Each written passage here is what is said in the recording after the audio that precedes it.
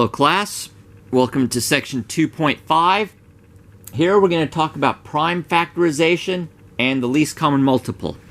In the last section I showed you when we did all the factors of 72 where we included 4 times 18 and 6 times 12 and 8 times 9.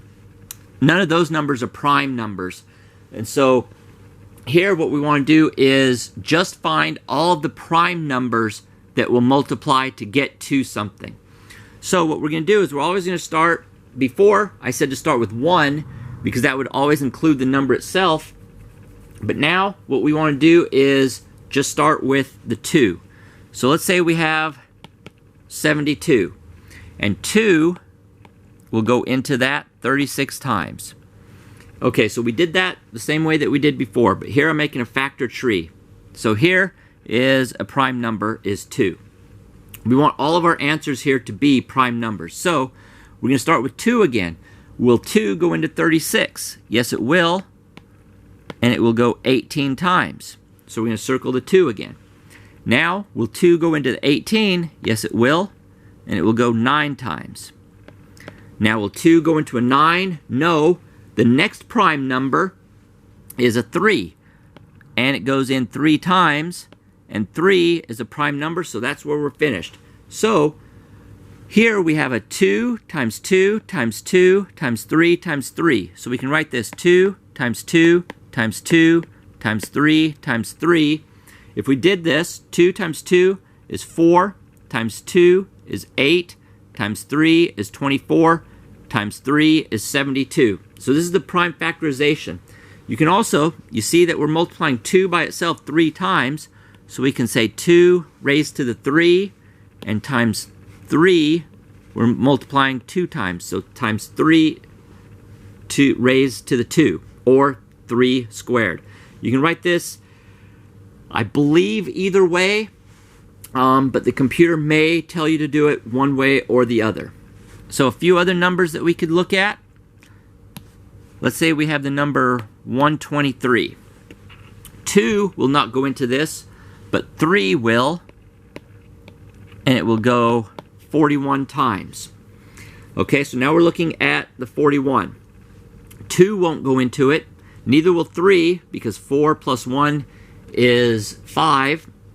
And then the next prime number is 5. 5 won't go into that. 7 won't. 11 won't. 13 won't. 17 won't. 19 won't. 23 won't. 29 won't. 41 won't. 37 won't. And I do know that in the last section I said that 41 was a prime number. So if you remembered that, you would have this already done. But that's how you're checking. And it's just 3 times 41 would be the answer. Then let's say we have the number 147. Okay, so 2 won't go into that, but will 3?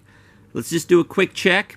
1 plus 4 is 5, plus 7 is 12. 3 will go into that, so it's 3, and it goes in 49 times. Okay, 2 won't go into 49, 3 won't, 5 won't, but 7 will, and it goes 7 times. So here our answer is 3 times 7, or 3 times 7 squared. Okay, so for a bigger one here, let's say we have 700. 2, remember, always start with 2. Don't start with any other numbers, because we want to do all the prime numbers all the way to as low as they'll go. So 2 will go 350 times. This ends in a 0, so we know that 2 will go into that. And it will go 175. Okay, 2 won't go into that. And 3 won't, because 1 plus 7 plus 5 is 13. Our next prime number is 5. We know that 5 will go into that. And it will go 35 times. 2 won't go into that. 3 won't, but 5 will. And it will go 7 times. And 7 is a prime number. So we have all of our prime numbers. We have 2 times 2 times 5 times 5 times 7. So we can say 2 times 2 times 5 times 5 times 7, or 2 squared times 5 squared times 7. And if we multiply all of these, we will get 700. 2 squared is 4 times 5 squared is 25 times 7. 4 times 25 is 100 times 7 equals 700. All right, so the next part of this section is finding the least common multiple. And what that is the smallest number that two numbers will divide into. So the smallest number that's a multiple of both of the numbers that we're looking at. So let's say we have 12 and 15. Now there's a few ways to do this, and I'm going to do both. The first way is to do the prime factorization for each. So we're going to do the prime factorization of 12, and 2 will go into that 6 times.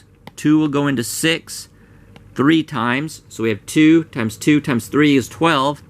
Here we have 3 times 5.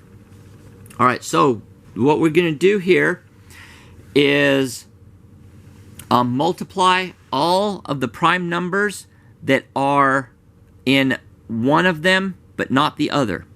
Well, not really that, but here we have a 3 in both of them, so we only need to use that 3 once.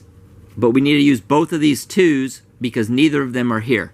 So we're going to say 2 times 2 times 3 times 5.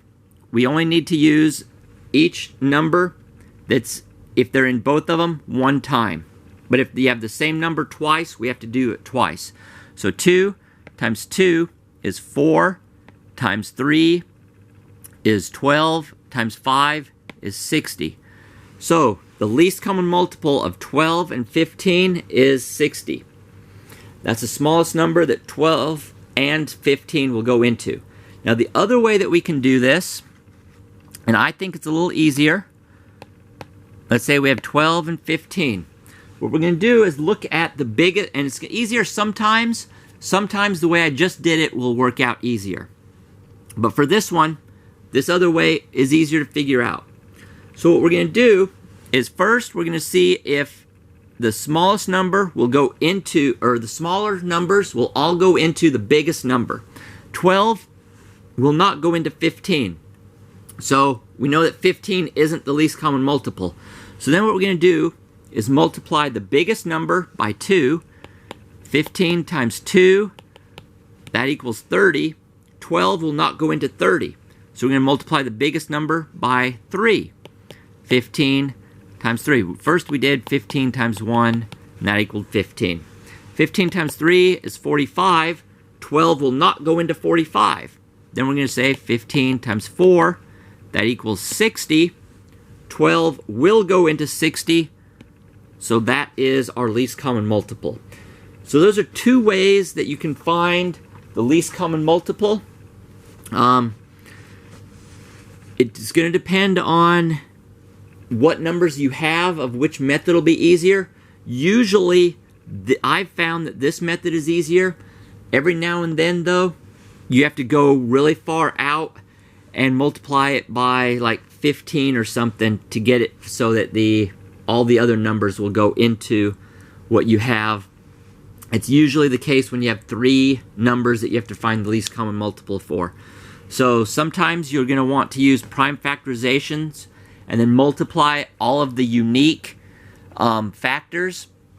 Like the one before, we had 2 times 2 times 3, and then 3 times 5. 3 is unique only once, 5 is unique only once, but 2 is unique on this one 2 times. So that's why we were able to do that. 2 times 2 again, 4 times 3 is 12, times 5 is 60. So do these the way you think is easiest, and do well on this section. And that's it for 2.5.